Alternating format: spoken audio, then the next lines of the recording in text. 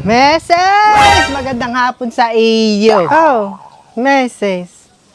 Bakit naligaw ka yata? Aba, ako hindi naligaw, Meses.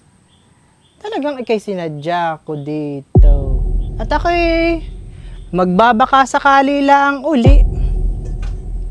At di bagat sabi mo sa akin nung Marso, ay kapag ikay nakaluag-luag, ay ikay mag-uutay-utay na magbigay sa akin. Ay Disyembre na, Meses, malapit na ang Pasko.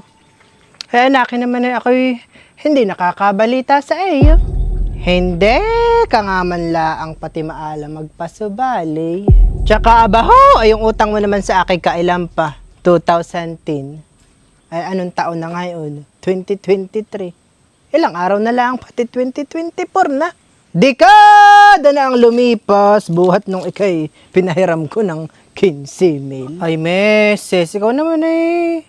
Bigla-bigla na lang naparito, hindi ka man lang nagpaabiso. Ay di sana ako eh. Naglaan ng perang pangbigay sa iyo kung alam ko lang na ako sisingilin mo na ngayon. Ay sa makatuwid Meses, ay ako hindi pa muna makakabayad sa iyo. Ay kung ganayan ang ganayan din lang naman ang mangyayari at ako hindi mo babayaran, maigi pa yung pera kung ipinautang sa iyo ay interesan ko na buwan-buwan. At aba, yung pera kong ayo'y natulog na sa iyo. Ay kung ayo'y inilagay ko sa bangko, ay di tumubo pa kahit kaunti. Ay sa loob ng 10 years, ay yung 15,000 ko sa iyo, 15,000 pa rin. Tapos ay ang problema ay, hindi ko ma-withdraw. Ay ang ipapataw ko lang ng mga interest ay 5%. Oh, ay di ang 5% ng 15,000 ay 750 pesos. Kaya hanggat hindi mo ibinabalik sa akin ang buo ang aking pera, ikaw ay magtutubo sa akin ng 750 pesos buwan-buwan at ang due date ay tuwing 30. Okay? Ay bakit naman iinteresan mo pa, Meses? Hindi na nga ako magkanda o gaga pagbabayad sa iyo. Tapos ay patutubuan mo pa. Maghuhulog ka ng interest? O katay maghaharap sa barangay? Ay, hala. Sige sa katapusan, ako'y magbibigay ng interest sa iyo. Lumayas ka na at itong aking kawali nag-aalim po yun na pati.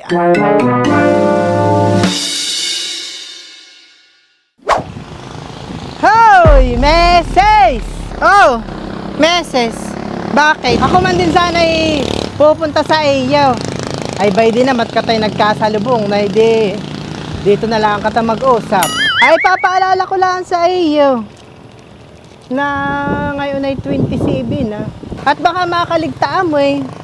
Ipaghuhulog mo sa akin ang interest sa 30. Meses, anong tingin mo naman sa akin? Ako hindi pa ulianin. Alam ko na ako eh mag-i-interest sa iyo sa 30. Hindi mo na kailangang ipaalala. Ay, balak ko din man din pating ikay sadyain sa inyo at ako ngay may sasabihin. Mag-i-interest na sana ako sa iyo kahapon. At ako'y may hawak ng pera. Ay kaya lang nakasalubong ko si Ate Michelle. Ay naglalako ng tulingan. Ay kami na may walang ulam pang hapunan. Ay yung perang sana'y pambayad ko sa iyo ay napabayad na. Ay hanggang sa naubos na pati. Ay kaya sana ako magsasabi sa yung ako hindi na makakapagbigay ng interes sa katapusan. At sa susunod na katapusan, ay dodoblihin ko na lang ang ibibigay sa iyo. Ay di bali 1.5. Oh, ay hala. Sige. Kung ayo'y.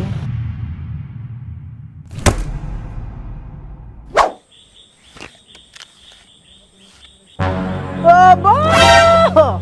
Meses! Ay di bagat ang sabi mo sa akin ikay magbibigay sa akin ng interest noong January 30? Ay anong pitsa na ngayon? Asing ko na ng Pebrero! O ayan, kailan ka na uli magbibigay sa akin? Sa 30? Ay, Meses, kaya ako hindi nakapagbigay sa iyo noong January 30. Ay, ako ngay walang pera.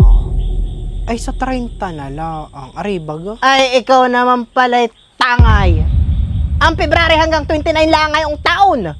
Kailan pa nagka-30 ang Pebrero? Nasaan planeta ka baga, ha? Korek.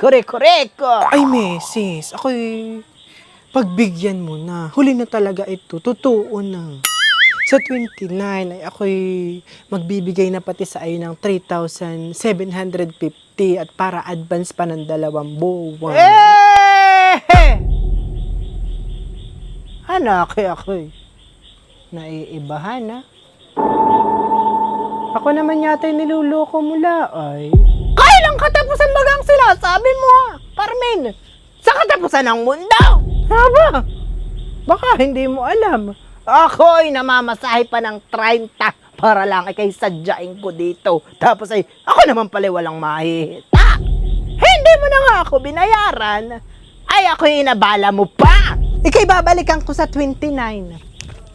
Iigihin mo. At baka katapos-tapos ay iyang buhay mo ang tapusin ko. Darna!